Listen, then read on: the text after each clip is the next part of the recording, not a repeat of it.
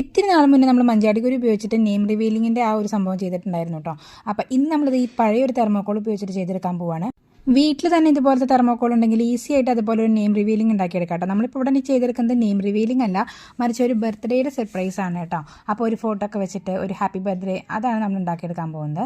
അപ്പോൾ തപ്പി പിടിച്ചപ്പോൾ കിട്ടിയത് പഴയ ഒരു തെർമോക്കോളാണ് കേട്ടോ. ഞാൻ ആദ്യം കത്തി ഉപയോഗിച്ചിട്ട് ഇതുപോലെ ചൂടാക്കിയിട്ട് മുറിച്ച് നോക്കി, സംഭവം ഏറ്റില്ല.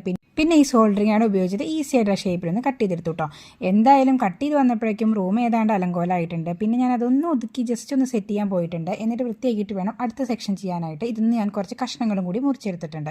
ഒരു ചെറിയ ചെറിയ കഷ്ണങ്ങളാക്കിയിട്ട് നമ്മൾ ചെറിയ മുള്ളാണി ഉപയോഗിച്ചിട്ട് സൈഡിലൊക്കെ ഇങ്ങനെ പ്രസ് ചെയ്തിട്ട് ഒട്ടിച്ചെടുത്തു കേട്ടോ. പശ വെച്ചിട്ടല്ലാട്ട് ഒട്ടിച്ചത്.